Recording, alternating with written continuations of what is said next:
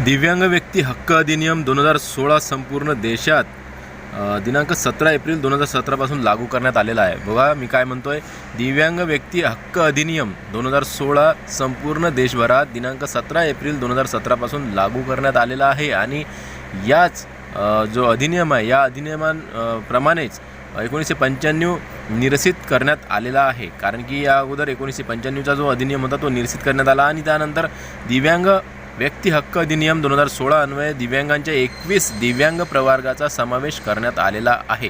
बघा दिव्यांगांमध्ये 2016 मध्ये जे 21 प्रवर्ग आहेत, ज्यामध्ये की विविध अलग अलग प्रकारचे जे दिव्यांग व्यक्ती असतात, ज्यामध्ये की दिव्यांगांचे अलग अलग प्रकार असतात, त्या प्रकारातलं सर्व 21 प्रकारांमधले जे दिव्यांग आहेत त्यांना आता सरळ सेवेमध्ये 4% आरक्षण मिळणार आहे। त्याचबरोबर पदोन्नतीने जे काही पदभरती होणार आहे त्यामध्ये सुद्धा त्यांना 4% आरक्षण या ठिकाणी मिळणार आहे। आणि आता विविध जे विभाग आहेत आपल्या महाराष्ट्र शासनाचे, या विभागांमध्ये जे काही पदभरती होणार आहे किंवा मग सरळ सेवेने भरती होणार आहे, ज्यामध्ये की तुम्हाला माहीतच असेल MPSC वगैरे, तर त्यामध्ये तुम्हाला 4% आरक्षण मिळणार आहे। आणि त्यामध्ये सर्वात प्रथम तुम्हाला जे आहे तुमचं जे पद नियुक्ती आहे त्यामध्ये मिळणार आहे आरक्षणानुसार।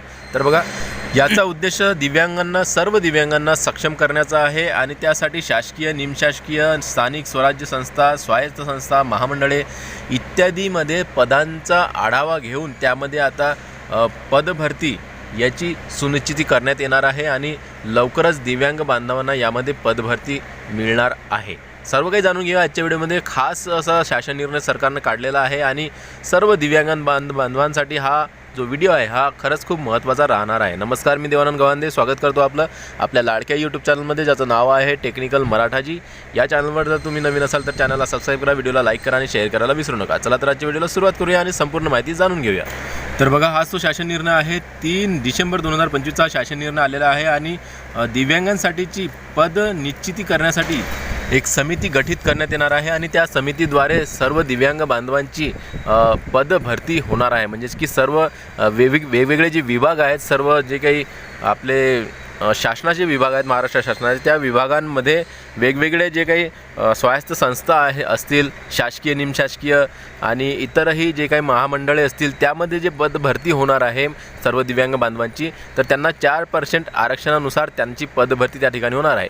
तर अशा प्रकारे सुनिश्चिती करण्यासाठी पदभरतीसाठी एक समिती गठीत करण्यात येणार आहे आणि त्या समितीमध्ये जे काही दिव्यांग बांधव आहेत 21 प्रकारातले, तर त्यांच्यामधले सुद्धा त्यामध्ये सदस्य राहणार आहेत। म्हणजेच की प्रत्येक समितीमध्ये प्रत्येक विभागाच्या एक समिती राहणार आणि त्या समितीमध्ये जे दिव्यांग प्रकार आहेत त्यामधील एक व्यक्ती, अलग अलग प्रकारातील अलग अलग व्यक्ती या ठिकाणी सदस्य म्हणून राहणार आहेत। आणि याचे जे अध्यक्ष राहतील ते राहतील तुकाराम मुंडे साहेब, जे की सचिव आहेत दिव्यांग कल्याण विभाग महाराष्ट्र शासनाचे, आणि या समितीमध्ये ते अध्यक्ष राहणार आहेत। तसेच आता तुम्ही इतर शासन निर्णयामध्ये बघू शकता काय लिहिलेलं आहे, प्रत्येक मंत्रालयीन विभाग यांनी त्यांच्या विभागांतर्गत तसेच अधीनस्थ कार्यालयातील मंजूर पदांच्या संवर्गांमध्ये दिव्यांगांसाठी सुनिश्चिती करण्यासाठी खालील दिव्यांग प्रवर्गातील किमान एक तज्ज्ञ व्यक्ती प्रतिनिधीसह समिती स्थापन करावी। आता बघा खालील कोणकोणते दिव्यांग घेणार आहेत समितीमध्ये ते सुद्धा देण्यात आलेलं आहे। पुढे आणखीन यामध्ये खूप सारं काही दिलेलं आहे, सविस्तर व्हिडिओ पूर्ण बघा। तर बघा एक आहे अंध व अल्पदृष्टी व्यक्ती, आणि दुसरा आहे कर्णबधिरता आणि ऐकू येण्यात दुर्बलता असणारा व्यक्ती, अस्थिव्यंगता, मेंदूचा पक्षाघात, कुष्ठरोगमुक्त, शारीरिक वाढ खुंटणे, आम्ल हल्लाग्रस्त, स्नायू विकृती, त्याचबरोबर चौथा आहे आकलन क्षमतेची कमतरता, त्याचबरोबर विशिष्ट शिक्षण अक्षमता, अशा प्रकारे आणि मानसिक आजार, अशा प्रकारे जे काही दिव्यांग बांधव आहेत यांनासुद्धा या समितीमध्ये सदस्यपद मिळणार आहे। इथं बघा या शासन निर्णयात खाली 6व्या क्रमांकावर एक मुद्दा आहे, प्रत्येक मंत्रालयीन विभागाने सरळ सेवा भरती करताना संबंधित परीक्षा यंत्रणेकडे, उदाहरणार्थ MPSC, IBPS इत्यादी, तसेच पदोन्नती करताना संबंधित यंत्रणेकडे 3 वर्षात एकदा कलम 33(3) प्रमाणे दिव्यांग पद सुनिश्चितेचा आढावा घेतल्याचे परिशिष्ट क प्रमाणे प्रमाणपत्र सादर करणे बंधनकारक राहील।